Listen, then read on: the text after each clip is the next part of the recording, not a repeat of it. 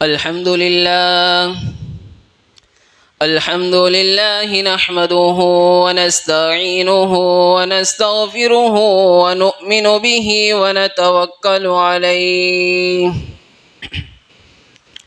व नऊज़ु बिल्लाहि मिन शुरूरि अनफुसिना व मिन सय्यिआति अअमालिना मन यहदिहिल्लाहु फला मुदिल्ल लहु व मन युद्लिल्हु फला हादिय लहु व नशहदु अन ला इलाहा इल्लल्लाहु वहदहु ला शरीक लहु व नशहदु अन्न सय्यदना व सनदना व हबीबना व शफीअना व मुर्शिदना व मौलाना व जल्वाना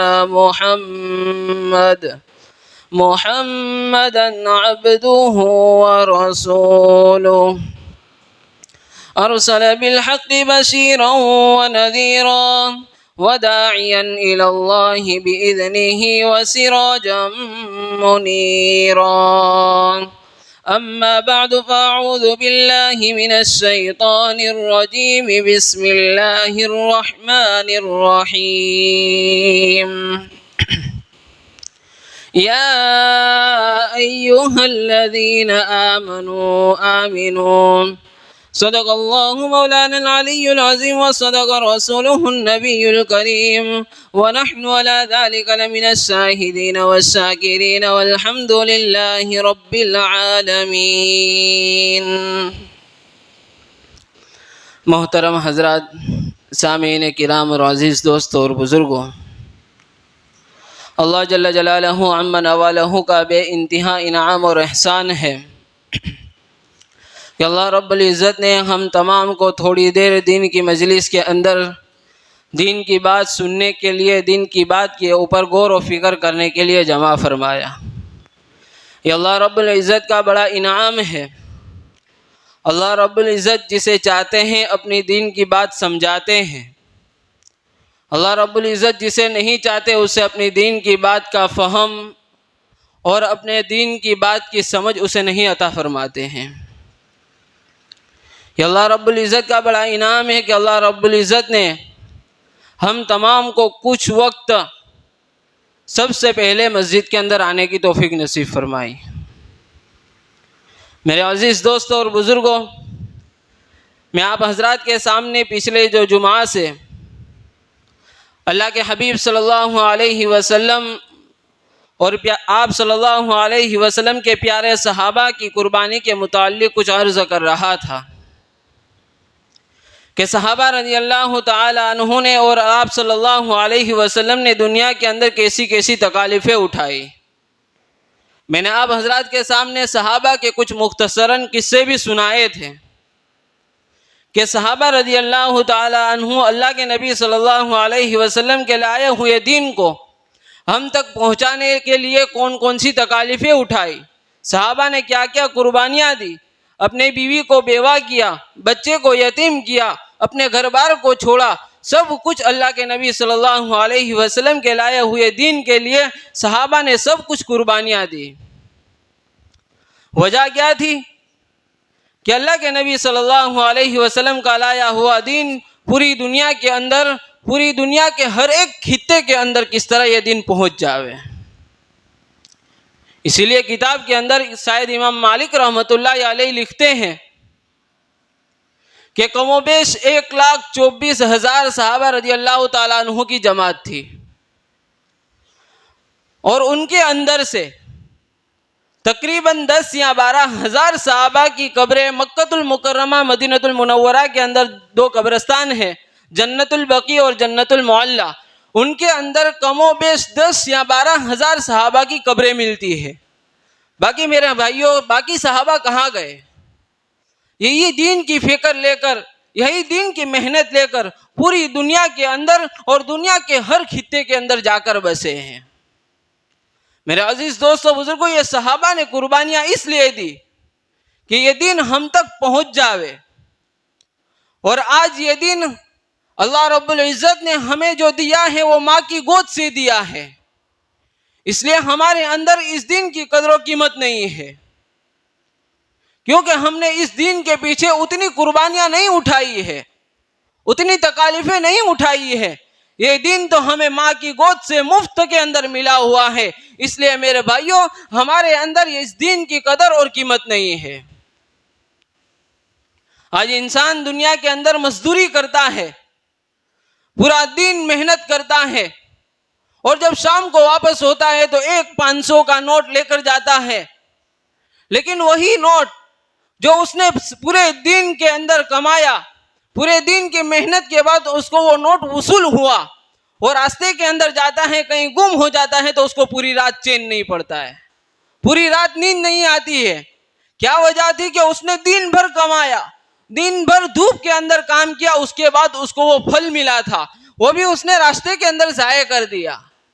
तो मेरे भाइयों, ये दीन तो कितनी बड़ी दौलत है, कितनी बड़ी नेमत है। अल्लाह रब्बुल इज्जत ने ये हमें दिन दिया है, वो ये बहुत ऊंचा दिन है, ये बहुत बड़ी कुर्बानी के बाद अल्लाह रब्बुल इज्जत ने हम तक पहुंचाया है। आज हमारे पास दीन तो मौजूद है, लेकिन हमारे अंदर आमाल नहीं है। दरअसल मुझे बात यह बयान करनी है कि जो तकवा होना चाहिए वो हमारे अंदर मौजूद नहीं है। रिवायत के अंदर आता है, हजरत सुलेम बिन जाबिर रजी अल्लाह ताला अन्हु के बारे में फरमाते हैं कि मैं अल्लाह के नबी सल्लल्लाहु अलैहि वसल्लम की खिदमत में हाजिर हुआ और प्यारे आका ताजदार मदीना मोहम्मद रसूलुल्लाह सल्लल्लाहु अलैहि वसल्लम से कहा कि या नबी अल्लाह, मुझे कुछ नसीहतें फरमा दीजिए। अल्लाह के नबी सल्लल्लाहु अलैहि वसल्लम ने हजरत जाबिर रज़ी अल्लाह ताला अन्हु की फरमाइश के ऊपर नसीहत फरमाना शुरू की। तो अल्लाह के नबी सल्लल्लाहु अलैहि वसल्लम ने सबसे पहले नसीहत फरमाई, कहा कि ए जाबिर, तुम तकवा इख्तियार कर लो। जिस आदमी के अंदर तकवा आ जाता है उसके लिए फिर नमाजों को छोड़ना बहुत मुश्किल बन जाता है, ज़कात का न देना बहुत मुश्किल बन जाता है। जब कुरान करीम की तिलावत छूट जाती है तो उसके लिए बहुत भारी बोझ बन जाता है। लेकिन मेरा अजीज दोस्तों बुजुर्गों, जब तकवा दिल से निकल जाता है, इंसान के लिए चोरी करना आसान हो जाता है, जिना करना आसान हो जाता है, सूद ब्याज खाना आसान हो जाता है, दूसरे गलत काम करना उसके लिए आसान हो जाता है, क्योंकि तकवा दिल के अंदर नहीं है। अल्लाह का डर, अल्लाह का खौफ और जो खौफ इलाही होना चाहिए वो हमारे दिल से निकल जाता है। ये तकवा इतनी बड़ी चीज है मेरे भाइयों, वो तकवा आज हमारे दिलों के अंदर पैदा करने की जरूरत है। जब तक दिल के अंदर तकवा पैदा नहीं होगा मेरे अजीज दोस्तों बुजुर्गों, हम आमाल के अंदर कभी भी इजाफा नहीं कर सकते हैं, कभी भी आमाल के अंदर हम आगे बढ़ नहीं सकते हैं, कभी भी कुरान करीम की तिलावत के अंदर हम आगे नहीं बढ़ सकते हैं, क्योंकि अल्लाह का डर और अल्लाह का खौफ बहुत जरूरी है। हजरत उस्मान गनी रज़ी अल्लाह ताला अन्हु के बारे में आता है, कितने बड़े जलीलुल कदर सहाबी है, यहां तक कि अल्लाह के नबी सल्लल्लाहु अलैहि वसल्लम ने जीते जी हजरत उस्मान गनी रज़ी अल्लाह ताला अन्हु को बशारत दी थी कि उस्मान फिल जन्नह, कि उस्मान तू जन्नती है। लेकिन क्या अल्लाह का डर था, क्या अल्लाह का खौफ था उनके दिल के अंदर? जब किसी कब्र के ऊपर से गुजर होता तो हजरत उस्मान गनी रज़ी अल्लाह ताला अन्हु बेतहाशा रोया करते थे, आपकी दाढ़ी मुबारक पूरी तरह हो जाया करती थी अपने आंसुओं के जरिए। सहाबा फरमाते कि उस्मान, अल्लाह के नबी ने तुमको जन्नत की बशारत दी है, फिर भी हजरत उस्मान रज़ी अल्लाह ताला अन्हु कहते थे कि मुझे अल्लाह का डर है, मुझे अल्लाह का खौफ है, और ये कब्र की मंजिल आखिरत के अंदर सबसे पहली मंजिल है, इसलिए मुझे उसे डर लगता है कि अगर यह मंजिल मेरे लिए दुश्वार बन गई तो बाकी सारी आने वाली सब मंजिलें मेरे लिए दुश्वार बन जाएगी, और यह कब्र की पहली मंजिल मेरे लिए आसान बन गई, मेरे लिए सहूलत वाली बन गई, तो बाकी सारी मंजिलें मेरे लिए आसान बन जाएगी। मेरे भाइयों, सहाबा के दिल के अंदर यह तकवा, यह अल्लाह का खौफ और यह अल्लाह का डर था। आज हमारे अंदर देखो कितना तकवा है, हम अल्लाह रब्बुल इज्जत के अहकामात कितने बजा लाते हैं। प्यारे आका ताजदार मदीना मोहम्मद रसूलुल्लाह सल्लल्लाहु अलैहि वसल्लम की जो सुन्नत तरीके हैं, जो सुन्नतें हैं वो हमारे अंदर आज कितनी है। मेरे भाइयों, हम बहुत बड़े नुकसान की तरफ जा रहे हैं। ये जब हमारी आंख मिट्टी की बंद हो जाएगी, हकीकी आंख खुलेगी, तब हमारा पर्दाफाश होगा मेरे भाई। उस वक्त इंसान अफसोस करेगा, लेकिन उस वक्त इंसान का अफसोस उसको कुछ काम नहीं आएगा। इसलिए अपने दिलों के अंदर तकवा पैदा करो, चाहे छोटी सी नेकी क्यों ना हो। आज इंसान छोटी सी नेकी को ऐसा कहकर छोड़ देता है कि ये तो छोटी सी नेकी है, इसे क्या मिलेगा। नहीं मेरे भाइयों, दोस्तों, बुजुर्गों, अल्लाह रब्बुल इज्जत ने उस छोटी सी नेकी के ऊपर बहुत बड़े बड़े वादे रखे हैं। आज हम नमाज पढ़ते हैं, फराइज और सुन्नतें मौक़दा अच्छी तरीके से अदा करते हैं, लेकिन नवाफिल का एहतिमाम नहीं है, क्योंकि वो तो नफल है। सुन्नतों का एहतिमाम नहीं है, क्योंकि वो तो सुन्नत है मेरे भाई। हालांकि अल्लाह के नबी सल्लल्लाहु अलैहि वसल्लम ने उसके ऊपर बेशुमार वादे रखे हैं, बेशुमार फजाइल बयान किए अल्लाह के नबी सल्लल्लाहु अलैहि वसल्लम ने। मैं आपको एक छोटी सी मिसाल देकर यह बात समझाना चाहता हूं कि इंसान के दिलों के अंदर जो ख्यालात नेकी के पैदा होता है, वो शैतान उसकी हर वक्त ये कोशिश और ये चाल चलाता है कि ये इंसान ये अच्छा काम कर न सके। चाहे वो छोटा सा ख्याल अच्छा हो, लेकिन इन शैतान की हर वक्त फिक्र और कोशिश ये होती है कि इसको इस काम से रोके। इंसान जब छोटा सा नेक काम करने जाता है तो शैतान उसके दिल के अंदर वसवसा डालता है कि तू नमाज तो पढ़ता नहीं है, रोजा तो रखता नहीं है, ज़कात तो देता नहीं है, कुरान करीम की तिलावत तो करता नहीं है, क्या तू ये छोटा सा अमल करके तू क्या पहाड़ तोड़ देगा, तू क्या तीर मार देगा। लेकिन मेरे भाई, मैं आपको एक छोटी सी मिसाल देकर समझाऊं कि हमारे दिल के अंदर ख्याल आया, हम रास्ता चलकर जा रहे थे, एक छिलका रास्ते के ऊपर पड़ा था। हमारे दिल के अंदर ख्याल आया कि हम इस छिलके को उठाकर कहीं साइड में डाल देवे कि किसी रास्ता चलने वाले को कोई तकलीफ ना होए। किसी रास्ता चलने वाले का उसके ऊपर पैर पड़ गया और वो उस छिलके की वजह से फिसल कर गिरा, उसको तकलीफ होगी। लेकिन शैतान उस वक्त अभी दिल के अंदर ये बात डालता है कि एक छिलके के हटाने से तेरा क्या काम बन जाएगा, एक छिलका हटा लेगा तो क्या वली बन जाएगा। शैतान ये वसाविस दिल के अंदर पैदा करता है और उस छोटे से छिलके को हटाने तक नहीं देता है। तो ये शैतान के वसाविस मेरे भाइयों हमारे दिलों से निकालने हैं। शैतान हमें कभी आगे बढ़ने नहीं देगा नेकियों के अंदर। उस शैतान ने तो अल्लाह से वादा किया है कि मैं उम्मत मोहम्मदिया को गुमराह करूंगा। तो मेरे भाइयों, दोस्तों, बुजुर्गों, ये शैतान के वसाविस हमारे दिलों से निकल जावे। ये छोटे छोटे आमाल हमें देखने के एतबार से छोटे नजर आते हैं, लेकिन अल्लाह रब्बुल इज्जत के वहां इन आमाल की बहुत बड़ी कदर है।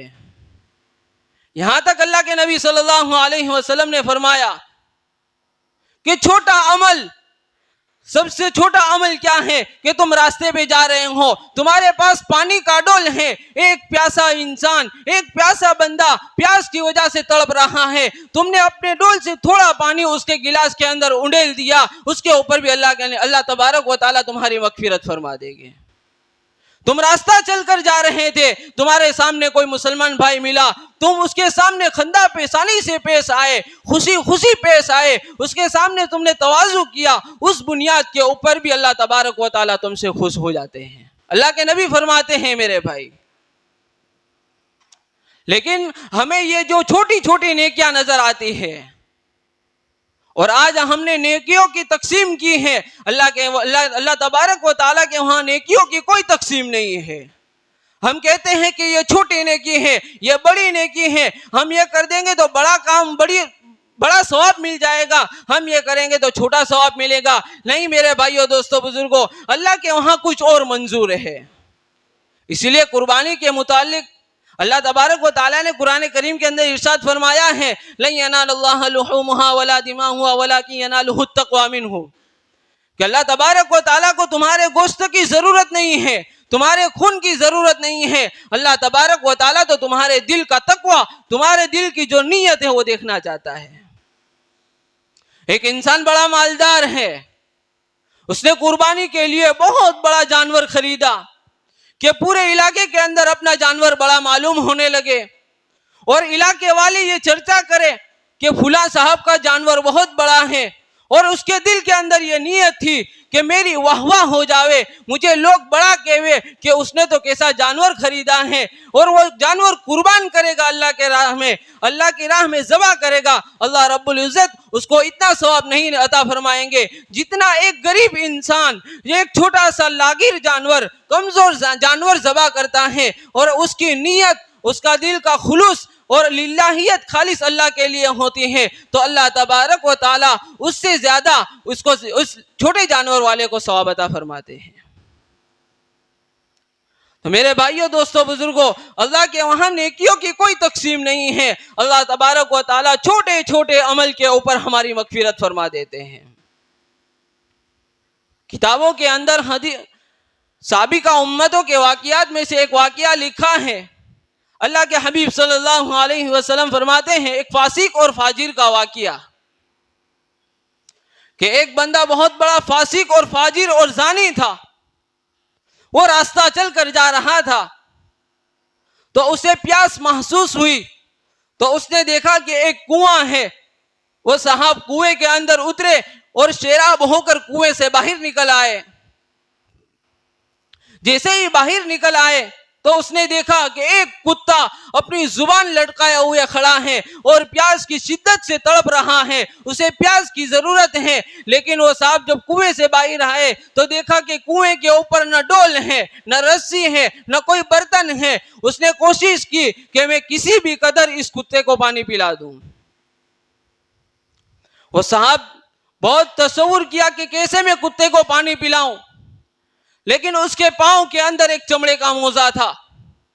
उसने उस चमड़े को मोजे को निकाला और वापस कुएं के अंदर उतरा और चमड़े के मोजे के अंदर पानी भरा और अपने मुंह के अंदर वो मोजा लटकाया। किसी भी तरह वो कुएं से बाहर आया और कुत्ते को पानी पिला दिया। जब उसका इंतकाल हो गया तो अल्लाह रब्बुल इज़्ज़त ने, अल्लाह के नबी सल्लल्लाहु अलैहि वसल्लम फरमाते हैं कि इस मामूली से अमल की वजह से उस फासिक और फाजिर की अल्लाह रब्बुल इज़्ज़त ने मग़फ़िरत फरमा दी।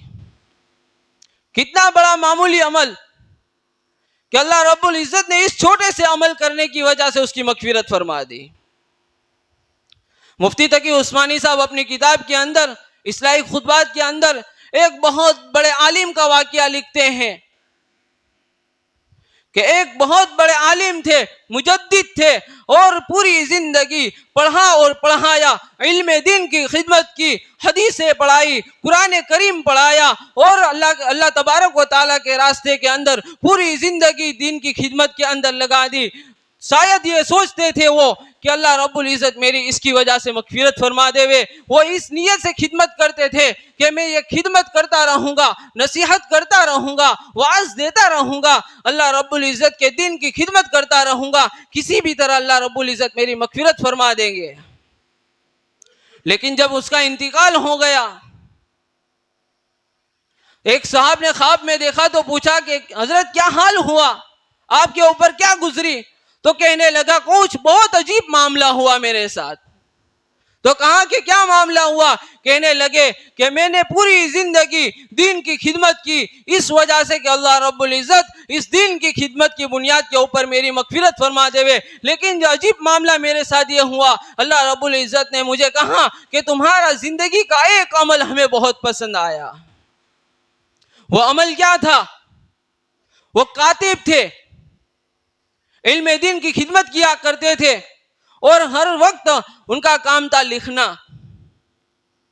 उस जमाने के अंदर हमारी तरह जो कलम है वो कलम नहीं रहा करता था, लकड़ियों का कलम होता था और वो रोशनाई के अंदर डुबोकर वो लिखा करते थे।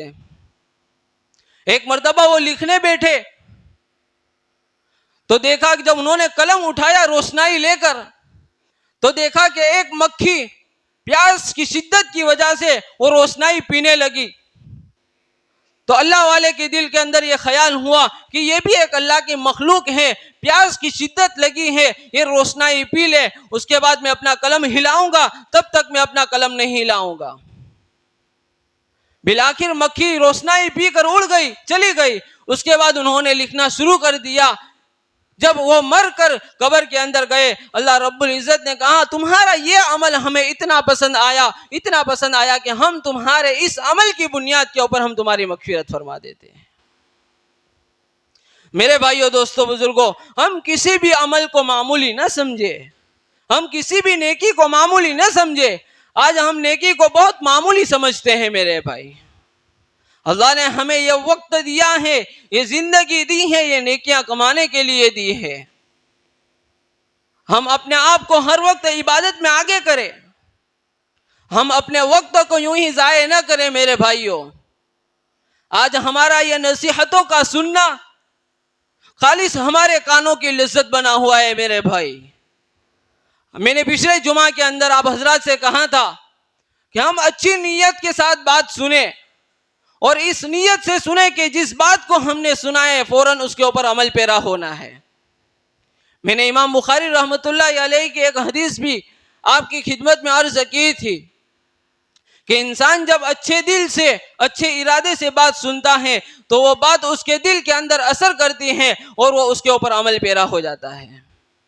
तो मेरे भाइयों, दोस्तों, बुजुर्गों, कहने का मकसद और खुलासा ये है कि अल्लाह रब्बुल इज़्ज़त ने हमें मुख्तसर सी ज़िंदगी, 60, 70, 100 साल ज़िंदगी है, कब इंसान दुनिया से चला जावे उसका कोई ठिकाना नहीं है। आज जवान भी जा रहा है, बूढ़ा भी जा रहा है, बच्चा भी जा रहा है। आज हर एक इंसान दुनिया से जा रहा है, हमारा कब नंबर आ जावे। आज हम दूसरों को उठाकर चलते हैं, कल हमें कोई उठाकर चलेगा मेरे भाइयों। उससे पहले हम अपनी ज़िंदगी को बना लेवे, मौत से पहले मौत की तैयारी कर लेवे, हम अपने अमाल को सवार लेवे, हम अपनी दुनिया को सवार लेवे मेरे भाइयों। ये दुनिया की जिंदगी मुख्तसर जिंदगी है और ये शैतान का धोखा है और शैतान इंसान को कभी भी नेकियों के अंदर आगे बढ़ने देता नहीं है।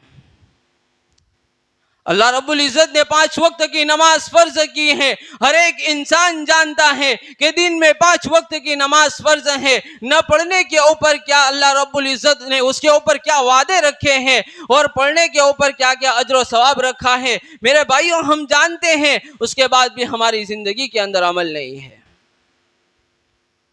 अक्सर ऐसा होता है, बाज तो ऐसे होते हैं, अल्लाह हमें माफ करे, हम नाम के मुसलमान रह चुके हैं। आज हमारा नाम इस्लामी नाम है लेकिन हमारा किरदार, हमारा अखलाक, हमारा रहना सहना वो इस्लाम के मुताबिक नहीं है मेरे भाइयों।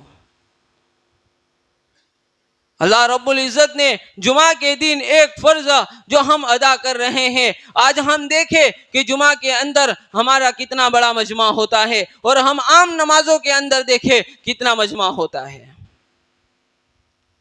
मेरे भाइयों, ये अल्लाह रब्बुल इज़्ज़त की तरफ से हमें एक फिटकार है।